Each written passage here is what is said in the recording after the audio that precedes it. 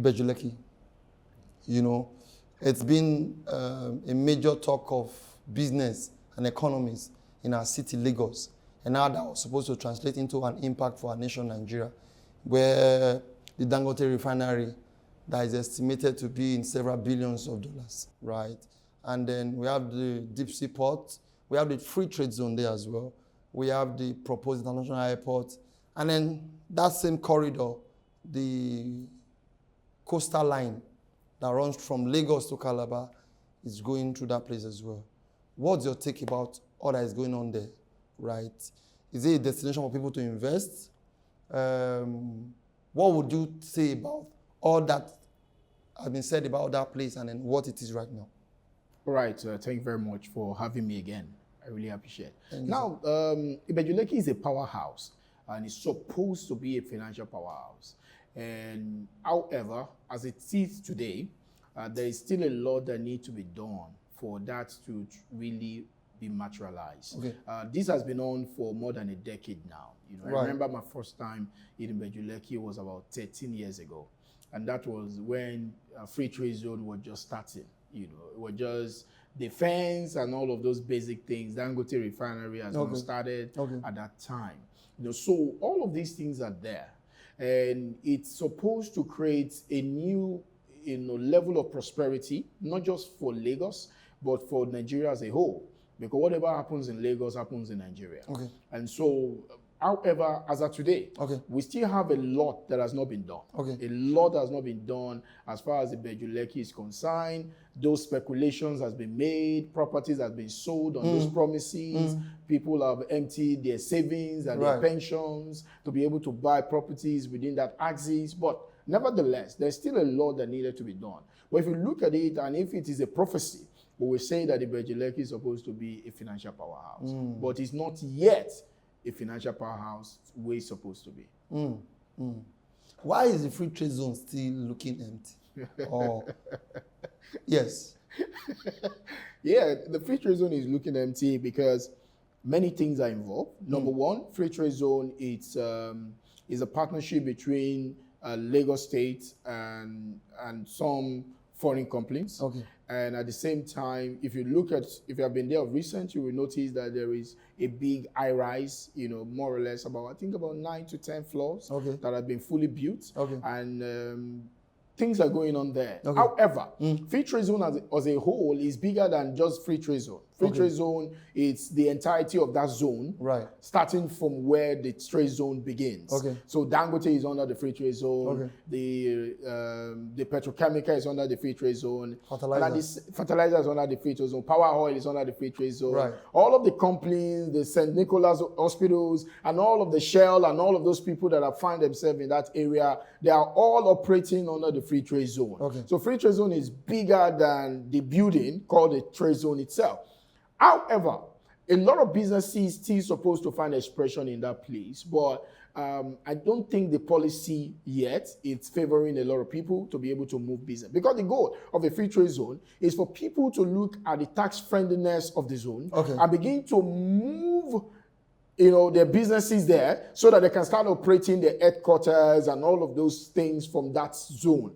And that's what it is. Now, some businesses are supposed to move from Victoria Island and move the headquarters to the Free Trade Zone. For that to happen, there have to be other things that will have happened. There have to be schools, there have to be apartments, there have to be all of those things. Now, the role of the government is not yet fully fulfilled in that aspect where, making it easy for people to be able to build apartments, to be able to do all of those things in that area. If that is not done, Free Trade Zone could be empty for another 10, 20 years. Yes. Okay, so I want to ask the question I should have asked before. What's the Free Trade Zone? Free Trade Zone, it's, so this is called Lekki Free Trade Zone. Right. What is Lekki Free Trade Zone? Yeah, so because we have all manner of Free Trade Zone in Nigeria. Yes. The state has Free Trade Zone, Port Harcourt, there are Free Trade Zones in different places. So Free Trade Zone is a zone where the government of the land have decided that people can begin to bring businesses, trades, commerce, and begin to do transaction and create a new city. It's like a colony, and then it's being created. But the caveat and the attraction of a Free Trade Zone is that it's not just a trade zone. Balogun Market is a trade zone. Idumota is a trade zone. Right. But however, free trade zone, Lekki Free Trade Zone is a trade zone where tax is exempted. So that's why it's called Lekki Free Trade Zone. Right. Tax is exempted. You are exempted from paying tax by operating in that zone. Okay. That's what it means. So any business that move there, so what happened is that it's supposed to create what we call value migration. So value is supposed to move in that direction. And so you notice that so there is road being constructed, and that is commendable. The kind of road texture that is built there is a road that can last for another 40, 50 years, in terms of, because of the machines and all of those that move in that area. Right. So people are supposed to be moving to that zone. And that's why at the end of the day, there's supposed to be wealth transfer. Right. Where people that own assets that look like shanties begin to sell to people that will build an high-rise and all of that. That's what that zone's supposed to be. So now, if that is not done, if we don't put that into consideration, the free trade zone is a place for business. Now remember, the fundamental of commerce is that it's what we call cluster economy. That means the moment people start working somewhere, the moment business start going on somewhere, people want apartments around that place. People want schools. Right. People want shopping malls.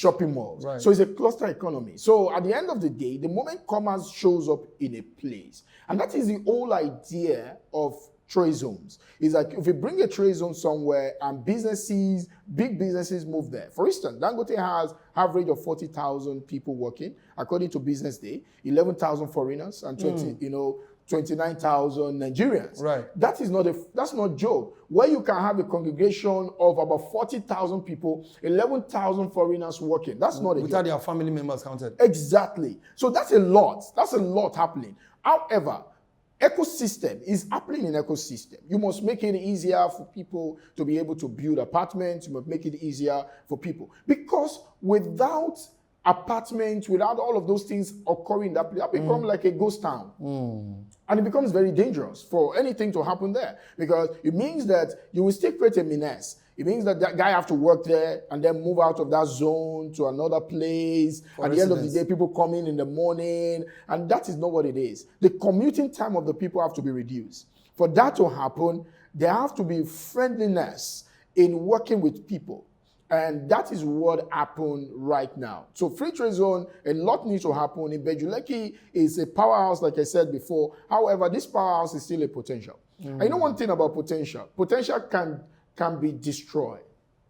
Potential may not see the light of the day. Something can be a potential without being maximized. Potential must be turned to reality. Right. And so for potential to become a reality, certain things must be in place. And government has its role, individual has a role. Government role is a role of policy. And the policy must be friendly for the people to be able to jump on it, for investors to come in and be able to do a lot of stuff.